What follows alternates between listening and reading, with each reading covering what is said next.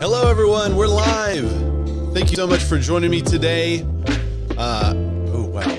I'm hearing some feedback right now. This is This Week in Real Estate, hosted by yours truly, a bearded man of real estate. I'm excited to be here today. We've got a lot to talk about, and I'm going to try to make it a shorter show than normal because there's also a fun class happening now that I'm going to see if I can tune you guys into.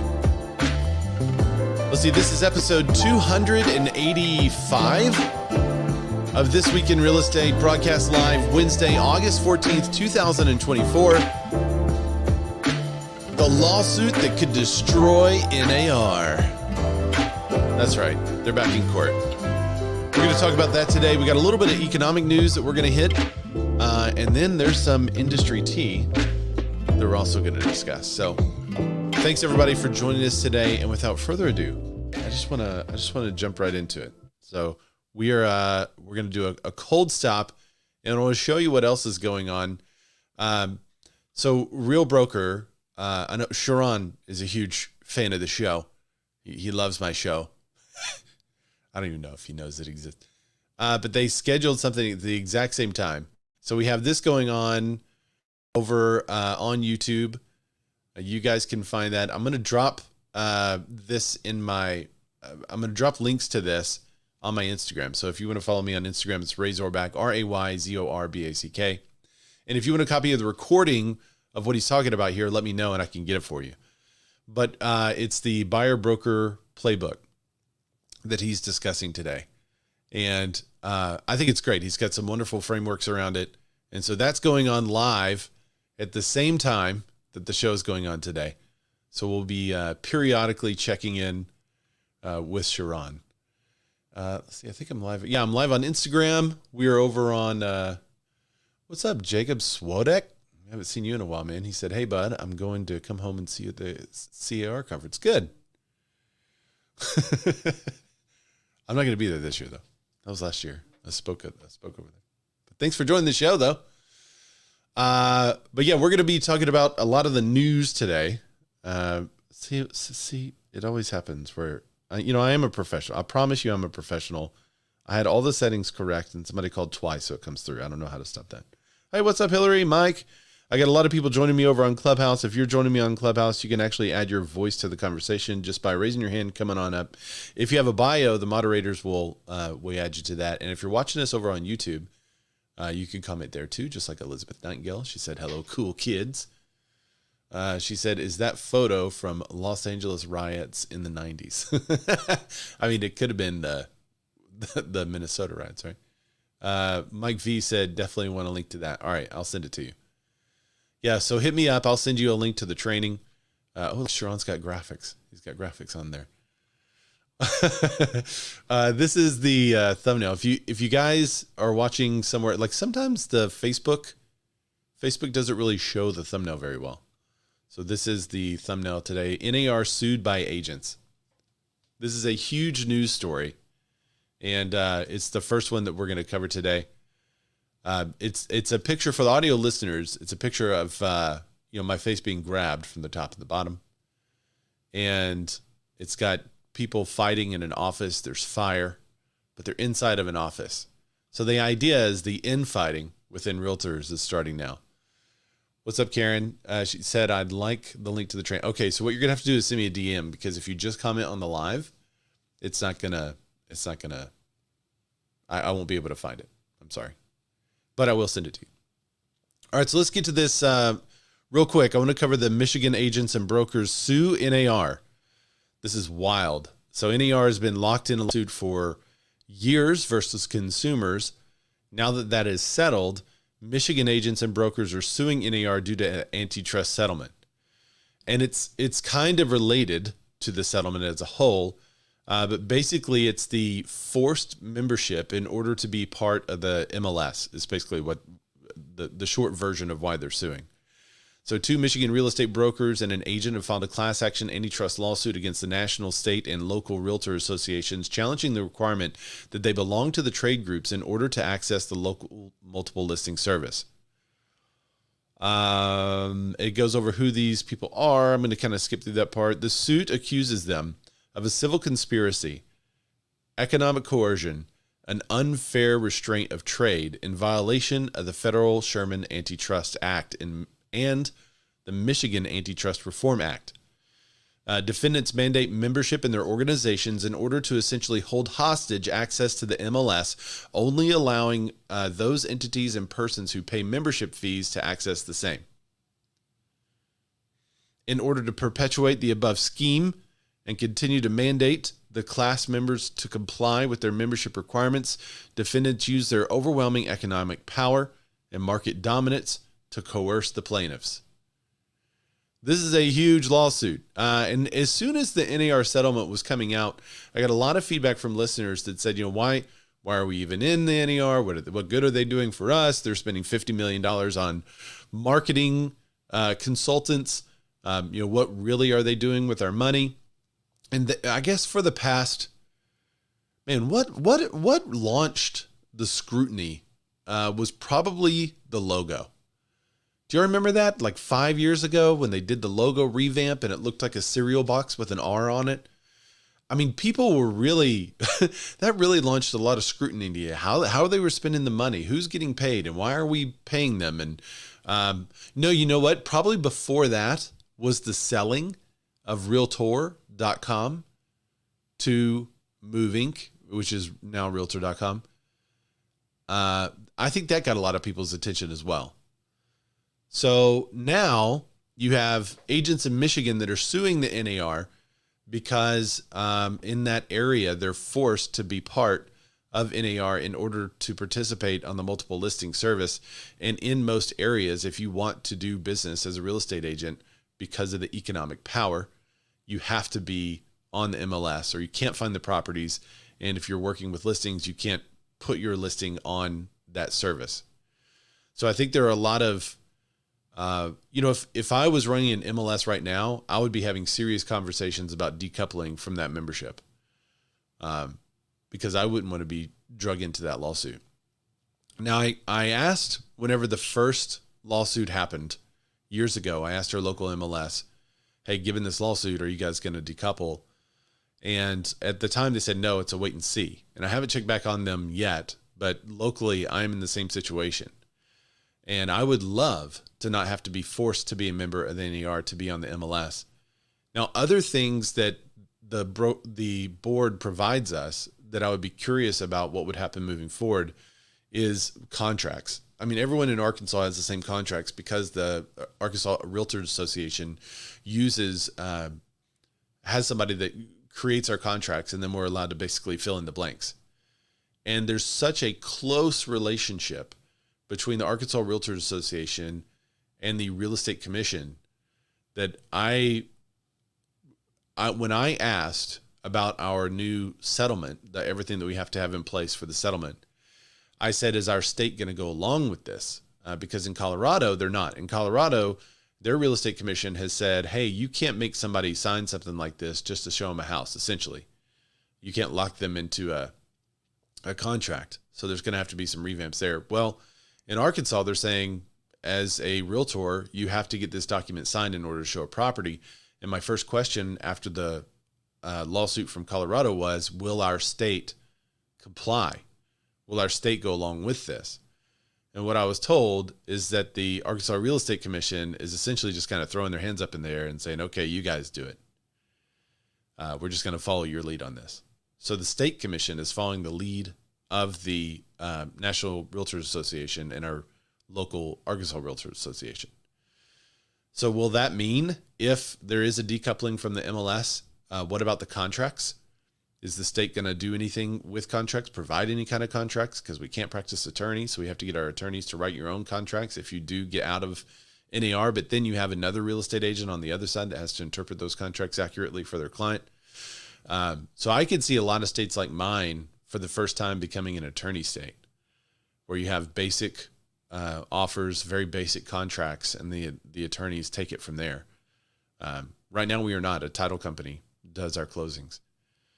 So we'll see what happens. Let me see if there's a NAR set August 17th deadline. Okay, that's what Sharon is over there talking about now.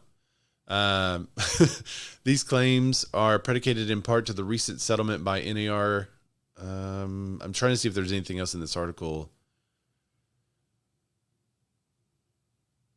Specifically, the plaintiffs alleged that the unilateral decision to do away with the guaranteed broker commission as part of the settlement greatly diminished any value created by the compulsory membership requirement. So basically, they're saying, if you can't guarantee that my people are going to be paid as an organization, then why should we be part? Because there is no cooperating broker anymore. Whoever said it was a guarantee?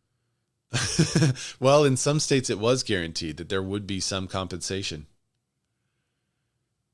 This truly eliminated the sole purpose of NAR and MAR sponsored MLS systems by limiting the guarantee of compensation between brokers. There were some states where you had to, in order to be on the MLS, you had to offer something to the buyer agent. If you didn't offer something to the buyer agent, you couldn't be a part of the MLS, which that was one of the whole reasons for the lawsuit. In our area, they had the minimum set for $1. So, I mean, you could offer whatever you wanted, or the seller could offer whatever they wanted. But there was, I don't know if it was a technicality that you could only put $1 in there, or if it was a requirement from the board that it had, any compensation had to be at least $1. But there was a technical limit to how low we could make that blank go. In an email statement, an NAR spokesman told Inman, NAR stands by the pro-competitive, pro-consumer local broker marketplaces, also known as MLSs, which local associations may choose to provide as a member benefit. That's a key phrase, which local associations may choose to provide as a member benefit. Furthermore, NAR stands by the practices and urges, Furthermore, NAR stands by the practice changes required by the proposed settlement, blah, blah, blah. So I wonder if it's going to become a lot like streaming services and cable, where you may have all these things that NAR offers. You may have all these things that your local board offers, but now it's going to be decoupled and you can pay per use. Like I want access to the MLS. So I'm only going to pay this little bit. I want access to contracts. So this is the little bit that I'm going to pay. I want access to the happy hours. I mean, what else is there? Is there anything else? I want access to the lobbying. I really want to help property owners and be a lobbyist for that. I think that's the biggest thing that we get. I don't know. I think that's the biggest thing we get from NAR. The lobbying? Yeah. Yeah. But because I know I don't get anything else. As much as the R next to your name says that you adhere to the code of ethics, I haven't whipped out my code of ethics book in a while, and I like to think I do a pretty good job without it. But is it going to keep somebody that doesn't do a good job with it's not ethical, that has the R next to their name? I don't know.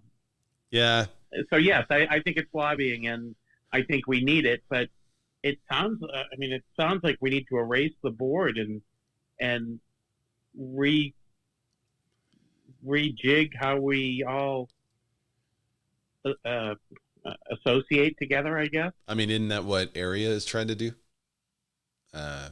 AmericanREA.org.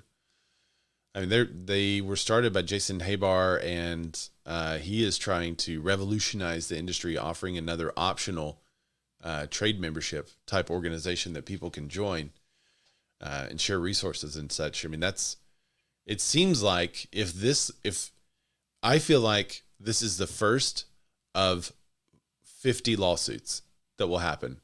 I think every state is going to have somebody that's going to say, you know what, that we have to do that too. Any state where it's required to be both, to be in a member of the NAR, to be in the MLS, is going to do copycat lawsuits right away. We thought that was going to happen with the last lawsuit, though. But it did happen with the last lawsuit. That's why it got to the class action status. We had lawsuit watch and websites tracking all the lawsuits, and I mean, there were, I don't know what the final tally was, but it's a huge tally, which the settlement was supposed to fix. The settlement was supposed to say, okay, well, this is the cure-all for all of them. Yeah, is the change affected before everybody has to start rallying the lawyers, guns, and money. Well, now the people that joined the class action did make more money than everyone else that just signed up as for their class action later. So that's one of the things I learned from the last lawsuit, is that the people that actually lent their name to the class action made a lot more money than anyone else. So I guess the first actors, I don't know if you could just throw in and be like, hey, us too. I think this is the thing that could undo NAR. We already know their limit.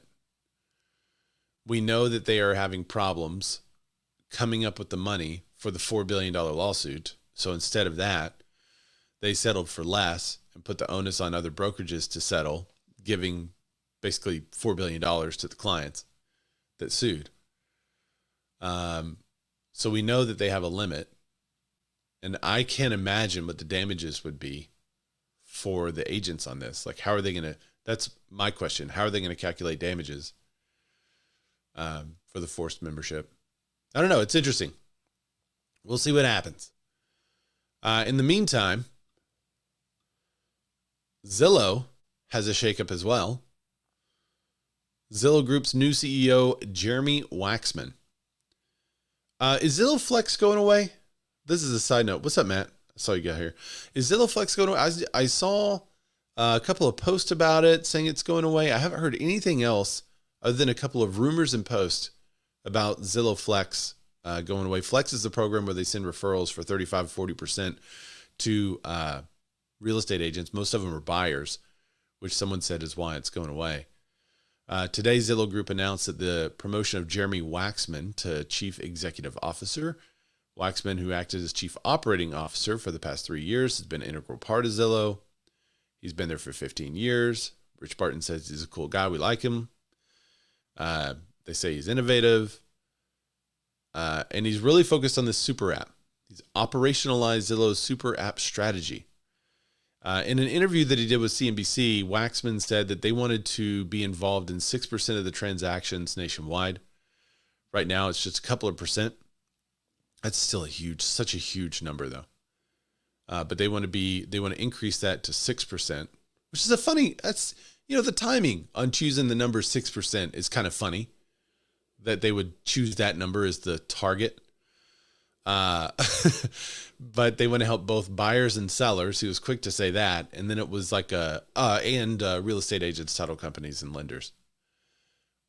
Is that your second shooter theory? Yeah, that's let me get the tin foil and let's go full conspiracy today, because that's what it feels like.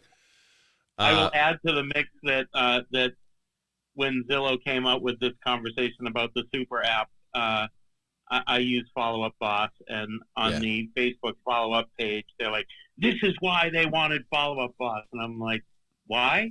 Yeah. So I don't know. Well, they have the showing time. They have the showing time thing. They have the dot loop.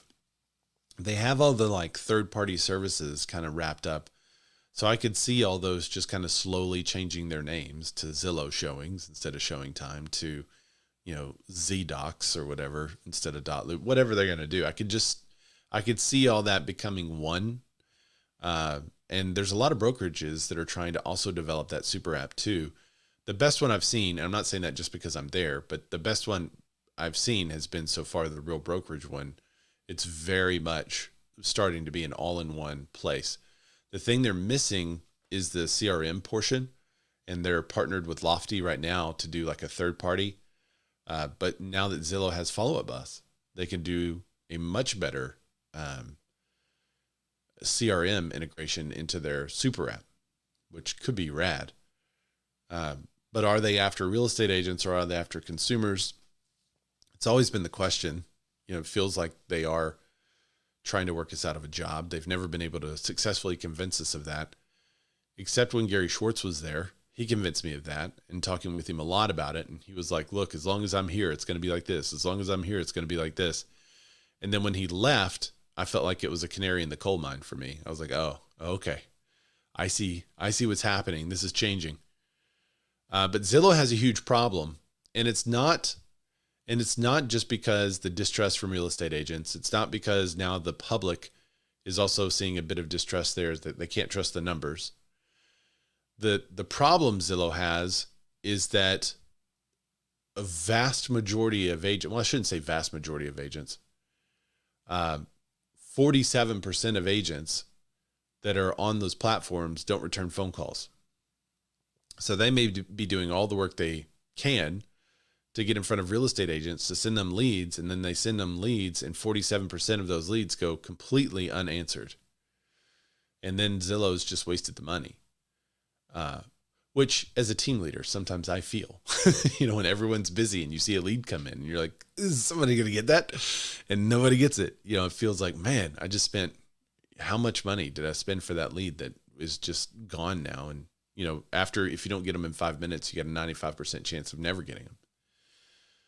So Zillow's challenge has always been the last mile, right? Yeah.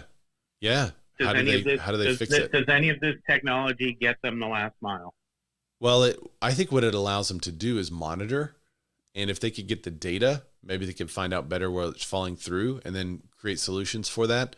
I don't think they know how to fix it. And I think they don't know how to fix it because no one from the beginning of time knows how to fix it. If you knew how to fix that problem, you would be bigger than Tony Robbins, because it's not a systems or processes issue. It's a head issue. And there's just a lot of real estate agents that won't make that call, which is wild. They pay for it and somebody calls and they get nervous about that and they don't answer it.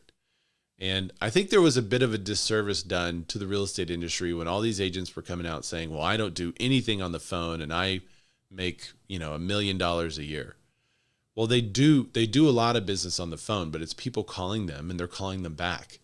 And I think there's a misnomer out there that, you could just start texting everyone, which sounds ridiculous, but it's true. It was like an aha moment for someone when I was like, well, you have to call the leads that come in. What they're saying is they don't cold call. That's what they're saying. They don't cold call, but they generate a lead. That lead comes in, they call that lead.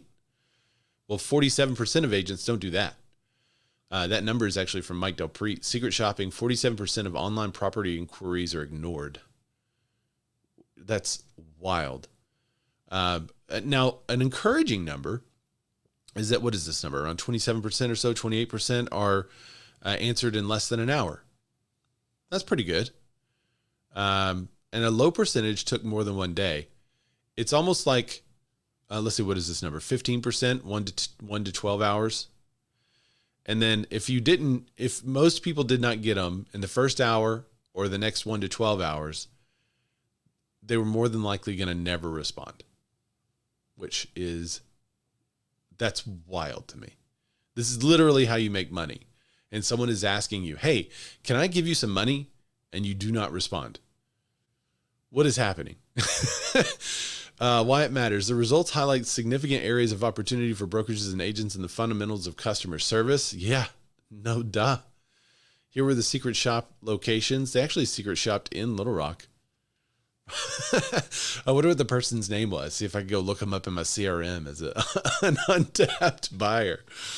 47% of requests were never responded to. 42% of agents never asked the shopper for their contact information. 62% of shoppers had no follow-up. So 42% never asking for shopper for their info. This is significant because a lot of the phone calls from online inquiries come from a system that if you're looking at your phone, you think it's a phone number, when in actuality, if you call it back, it's a routing phone number and you can't get back to that person anymore. 62% of shoppers had no follow-up is hugely significant. One of the things I teach my new agents is when you're a new agent, 80% of your time should be lead generation. 20% of your time should be follow-up. As you're an experienced agent, you can kind of split that 50-50. So if you're spending an hour on lead gen, you'd spend an hour on lead follow-up. Once you've been in the business years and years and years and years, you might only do 20% lead gen and 80% follow-up because you have all these people that you need to talk to, which is fine. And when you're at that position, and let's say you don't have a team, you're an individual agent, you have listings and people calling on your listings, you've got to figure out a way to route those calls to someone who is willing to answer, because if you don't, now you're doing your clients a disservice. So it's not just a disservice to the person that's calling for the information. There's no customer service there if you don't answer. But it's also a disservice to your client if they're calling for information on the property or they're calling to go see the property and you don't respond. So this is a huge issue, especially for companies like Zillow that are making money as a percentage of transactions from something like Flex. Before we get to the next article, let's check in with Sharon. What's up, Sharon? That there's no direct or indirect offers. There's no sneaky ways of putting it. There's no stuffing it. He's talking about advertising offers of buyer agent compensation. I know that you may have told, hey, it needs to be 2 indirect clicks away. I know that you maybe have been told that, hey, you can put a phone number in there, but don't explicitly say something. I know that you've been said that, hey, I'm going to put a code in there. I know you've been said that I'm going to stuff it into a concession. He's addressing with the memes. Do not do any version of saying, oh, we're buyer agent friendly. Do not do any version of that. Can y'all hear that? I think y'all can hear that. To buyer agent compensation on the MLS. No reference to buyer agent compensation on the MLS. Do not say you're buyer friendly. And then he went through a lot of the memes that we've seen Broke Agent Media put out about, this is how we'll communicate this on the MLS by using highlighted letters and words spelling out 3% or whatever it is. So that's going on. If you guys missed the first part of the show and you want access to the Future Proofing Buyer Representation Workshop, just send me a DM and I'll send you a recording of that, because it is happening live at the same exact time that it's happening for the show. And I mean, it was weeping and gnashing of teeth in my DMs when people were torn which one to watch. So I appreciate you guys who chose this one. Let's talk about... Not sure any other MLSs are doing what MLS 10 is doing, but we've left compensation in, yet it is not a mandatory field anymore. Oh yeah, so MLS Pen is fighting back. Yeah. MLS Pen is also suing. Are they suing yet, or are they just saying no, we're not going to abide by this? I believe they're just saying no. Okay.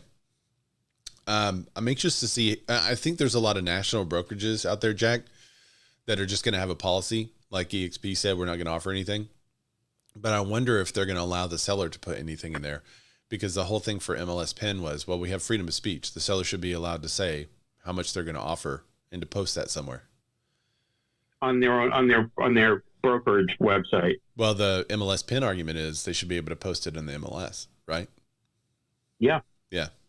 What right do they have to stop that? To stop what the seller wants to do? Yeah, that's always been, in our MLS, they said, well, you can't have a coming soon listing longer than 24 hours. And if you want to list something and keep it off of the market longer than 24 hours after the document is signed, then the seller has to agree to that. But now I'm wondering, like with the compensation, if the seller's like, you have to put this in the MLS for me. And we say, well, we are part of NAR and we can't do that. That just seems so backwards. We're not doing what the seller wants us to do anymore. Interesting. All right. So there's 2 CEOs that are in the news this week. Gary Keller is one of them. I guess this is the mega agent camp is happening now. And Gary Keller's advice for navigating the recession commission confusion. This is over on Inman. He's got some good advice. Gary Keller said, look, we're already in a freaking recession in our industry. Keller told 4,700 agents during the franchiser's annual mega agent camp. What are you talking about? Well, you realize that you fundamentally are the only group in the United States right now and Canada that is in a recession. Your industry is. The rest of the economy is not in a recession. That's my best Keller impersonation. It's not very good. By the way, the Fed now looks up and says, hang on a second. We want 4 or less, and it looks scary to me. So what are they talking about recession? Remember, recession is people spending less money. People who are unemployed spend less money. Okay. So the more people you have that are unemployed, the less collective spending there is in the marketplace. Now, technically, and what he's saying, this 4% is the new Fed targets are inching up closer to 4% instead of down to the 2. But what he's saying is people are spending less money on housing, so our industry is being adversely impacted larger than the greater economy because people are still buying other items. I don't really believe that we're in a recession. I don't believe that our industry is in a recession either. Maybe a correction, but definitely not a recession. And it's not a correction of home prices. It's so it can't be. I mean, home prices aren't going down 10% right now. Maybe in some markets, but it's definitely. I don't necessarily agree with everything he had to say here. His main points about what to do next were good. Improving your expertise, customer service, all that kind of stuff. All that's, right on. You have to be a better agent in this time because it's more difficult. But I don't think recession is the right word for it. But maybe he's right. We'll see. Gross margins, gross metaphors, and why is Glenn Kelman drinking his urine and blood? Yep. This is the headline that should be on Broke Agent Media, but instead it says Redfin CEO Kelman gets metaphorical in Q2 earnings call. The metaphor he said was someone asked if the company's plan B, if mortgage don't fall and instead remain high in the 6s and 7%. So what's the plan B for Redfin if mortgages stay in the 6s and 7s? And Glenn says, great question. Plan B is to drink our own urine and our competitors' blood and stay in a foxhole. What? He said, I don't know if you remember, but in the last earnings call ended with me singing a line from a Who song, Won't Get Fooled Again, where I said we're not banking on low rates when other people thought they might come down. I don't know. I'm just very seasoned ups and downs in the housing market. If it comes, it will be an upside. We built a model that's more resilient. At the very end of the call, he said, thank you. We'll drink our urine before the blood. Actually, I wish I hadn't said that. I'm a lover, not a fighter. It's such a weird. That's a weird. What'd you say? Somebody was chiming in. I don't know who it was. What's up, Matt? Are we supposed to take this? Yeah. Are we supposed to take this guy seriously? What in the world? I mean, I like their data. CEO respectability. I like their data, but that was a weird. Yeah, I agree with that. Yeah. That's such a weird. I threw up in my mouth a little bit. I'm kind of. It's too good, man. Well, here's the gross margins. Margins and long-term EBITDA margins with Redfin. How should we think about real estate gross margins once the majority of agents are under Redfin Next? And the more broadly, just how we think about the long-term company EBITDA margins. And he said, we think long-term Next will have similar gross margins on sales sourced from redfin.com. Expected gross profit will grow faster, they think. We shall see. You guys could go check out the rest of the article on Broke Agent Media. The rest is just a standard earnings call and what they expect will happen. But I thought that was such a weird analogy. I just wanted to point it out. Oh, man. All right, so that's it for the industry tea. Oh, you know what I forgot? I have this whole thing. And that's it for the industry tea. So enjoy your cup. What's up, Justin? All right, let's get to the economic news. Mortgage rates dropped to the lowest level in over a year, prompting some house hunters to ramp up touring. Has it increased for you guys? Are you seeing an increase in the number of buyers that are coming through? Mortgage rates dropped to the lowest rate since April of 2023, early this week. This was actually an article written at the end of last week. 6.34% on August 5th, after a weaker than expected jobs report stoked recession fears. Rates have since ticked up 6.58% as of August 7th. Let's see, the median sales price was $389,750. That's $6,000 below the early July's all-time high. So it's still high, but I'm sure we're going to see politicians right now this time of year saying that they're lowering house prices. There's some anecdotes, many buyers I'm working with are excited because they've casually been house hunting for a year and can now make a move because the rates have dropped. New listings of homes for sale are up 5.9% year over year as well, which is the biggest increase in 5 weeks. So we have a little more inventory. Buyers have a little more buying power. Let's see what happens. Barbara Corcoran says that if rates decrease faster than supply increases, then home prices will skyrocket, which I tend to believe her. Another article about the mortgage refinance surging 35% in 1 week as interest rates hit a lowest level in a year. We talked a little bit about the increase that we saw last week in the refi. But they were up a whopping 118% when compared with the same week a year ago. So that's a new number. We haven't seen up, especially 118%, but we haven't seen increases that high year over year. Now, this is just in the refi, so I always like to look at the full applications here. Applications for a mortgage to purchase a home rose just 3% for the week, and we're still 8% lower than the same week a year ago. So the drop in interest rates was enough to make people go nuts about refining their current home, but not enough to encourage a ton of people just to jump into the market to purchase. So it's still not at that point yet. Alternative financing, a lot of people are looking for fix and flip loans or going mainstream with investors. I'm not going to stay too long on this, but I just wanted to mention it because we talked about maybe some of the refi activity being because people wanted to take the money and put back into their home and improve the home. So I'm still anxious to see what's going to happen with the earnings for Home Depot, Lowe's, and some of those, home improvement sites or home improvement stores. If we see those really start to uptick, then I think that is a lot of people putting money back into their home, maybe from the refi. Then we know.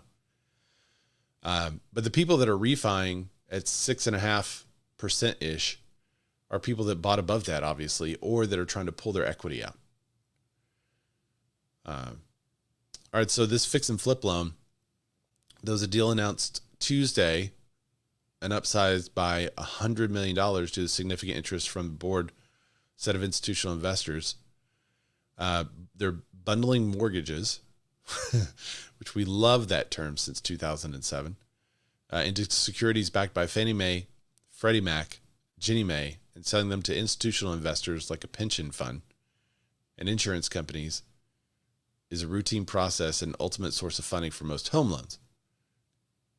Kiavi has been securitizing fix and flip loans. So they've been bundling the loans for home loans. Now they basically want to do the same thing for fix and flip loans. They've been doing it since 2019. We're thrilled to close on our first rated securitization, enabling a much wider set of institutional investors. So if you're interested in the fix and flip game, but you want to be on the financing side, this will allow you to do it. I just thought it was interesting because we always have people that are trying to find alternative financing. And now that alternative financing is being made so other people can invest, I think you're going to see a lot of people, a lot of more opportunities, I guess you could say, for people to get some alternative financing for things like a burst strategy. All right, next, U.S. housing market nears $50 trillion in value as the number of trillion-dollar metros doubles. So we're at an all-time high. So equity is probably also at an all-time high. In percentage terms, the total value of the U.S. housing market grew 6.6% year over year. Zooming out further, the total value of the U.S. homes has more than doubled in the past decade. Now, if that number stays around 6 for the year, I think I predicted that at the prediction special that we'd have about 6% increase in home prices this year. Or maybe I said it would start coming down to 6% over time. But that's kind of normal for a lot of the market. The value of U.S. housing market will likely cross the 50 trillion threshold in the next 12 months, and there's not enough homes being listed to push prices down, said Redfin economic research lead Chin Zhao. Mortgage rates have started falling, but many potential sellers and buyers are waiting to make a move. meaning that we are more likely to see a pattern where prices slowly tick up. It's great news for millions of American homeowners who see their equity rising, but first-time buyers are going to keep finding it tough to find an affordable home. Yeah, I don't see home prices dipping. I can see list prices dipping. I can see a percentage of home prices that are currently listed with price decreases increasing, but I just don't see home prices or home values dropping year over year. All right, next up, wood. I did a whole video about wood. If you haven't seen the wood video, it should still be on my Instagram, but there was a house made completely of wood. Will the share of wood-framed homes dip in 2023? There you go. The share of wood-framed homes dip in 2023 from the National Association of Home Builders. Wood framing remains the most dominant construction method for completed single-family homes in the U.S., according to the NHB. 93% of homes were wood framed, 7% were concrete framed homes. Less than 0.5% were steel. I wonder if these concrete framed homes are some of those 3D homes that are built with. I wonder if that's why there's an increase in that. The wood frame market decreased to 93% in 2023. After that, it increased for 3 consecutive years. Oh, after it had increased for 3 consecutive years. So it's down 3% compared to 2022. Concrete frame market increased from 6% to 7%. Wow. We've already covered this a little bit, but it's now on Inman. Home prices grew 90% of metros as Silicon Valley breaks a $2 million ceiling. We covered this a little bit. It's just kind of a different way of saying it because I don't think we specifically mentioned the Silicon Valley story. NER economic chief economist Lawrence Yun said that the record home prices in most metro markets bring good and bad news. Terrific news for homeowners. Difficult for people wanting to buy. 7 out of the top 10 priciest markets in the U.S. were located in California, in addition to San Jose, San Francisco, Oakland, Haywood, California, Anaheim, Santa Ana, Irvine, Urban Honolulu, Hawaii, and San Diego, Carlsbad, California were the top 5 priciest markets. Dun, dun, dun. Asking rents fell across all bedroom counts for the first time in 4 years. We've been seeing this coming. If you've been watching the show, we've been talking about this. The number of availability for rentals is up. So now we're going to see rentals start to trickle down a bit. The median asking rent fell across bedroom counts in July year over year, and the first time since it's occurred since June 2020. Median asking rents for 1-bedroom apartments fell 0.1%. 2-bedroom apartments fell 0.3%. 3-bedroom apartments fell 2.4%. All 3 categories are down at least $50 from all-time highs post 2 years ago.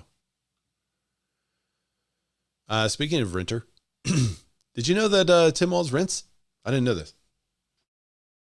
I don't know what kind of house he has or anything, or what kind of living situation he has. But Brookagent Media did an article about VP candidate and non-homeowner Tim Walz. It's hard. Does he not own a home at all? Like, there's no second. It's hard for me to believe that he doesn't have a vacation home somewhere. During his 2 terms, basically they highlighted what he has or hasn't done for housing, which is interesting. During his 2 terms as Minnesota's governor, Walz championed a number of affordable housing initiatives at a time when housing affordability has climbed to the top priority list of most voters. That said, a few things could help or hurt this pairing November 5th. Governor Walz does not own a home, which is interesting. He owns no stocks, no bonds, or real estate. As reported by NBC News, Walz and his wife, Gwen, sold their Mankato, Minnesota home and moved into the governor's mansion in 2019. Oh, yeah, that's right. Duh. He's governor. That's his living situation. Duh. They listed their former home. Do what? Say that again. Yeah, but Yeah, but he's renting it. I know. I wasn't thinking right. I was thinking like a normal pilot, like a senator was in my brain. And, where would they live? But I forgot. Governor's mansion, of course. Let's see. They listed their former home $315K, twice what they paid for it in 97. As for why Waltz and his wife don't hold on to their 4-bedroom Mikado home as a rental property, well, that's obvious. He's too busy for it. He signed a $1 billion housing omnibus bill for Minnesota. So this is probably more pertinent to what it says about where he will target the relief for housing. The bill included $200 million for down payment assistance programs, with $150 earmarked for first-generation home buyers purchasing their first home, $200 million for housing infrastructure investments, and other funding for workforce housing and homeless assistance. The down payment assistance program offers qualifying buyers up to $35,000 as a forgivable loan. Half of the loan is forgiven to home buyers that stay in the home purchased for a full decade. After 2 decades living in a home, the entire loan is forgiven. Omnibus also provided for a $350 million investment to preserve and build more than 4,700 units across Minnesota. What is that per unit? $350 million divided by, wait, hang on. No, it's 350,000 divided by, what is it? How many units? 4,700? That's a pretty good deal. 74,468 per unit. So I'm assuming these are very affordable, small properties, units. Yeah, it didn't say house. It says units. Is a unit an apartment? It's interesting. He's basically targeting the buyers. I mean, it's a $350 million investment for 4,700 units. But most of the effort is going towards the bottom 1/3 of the market. And that first generation thing, $150 million earmarked for the first generation home buyers to purchase their first home. That's kind of weird that your mom and dad owning their own home actually now inhibits you from getting a down payment assistance. That's strange. It does talk a bit about his progressive track record. Biden administration has proposed a variety of assistance programs, including $10,000 tax credit. Let's see if there's anything else substantial in here. Byron takes issue with him. I don't know that Byron likes him.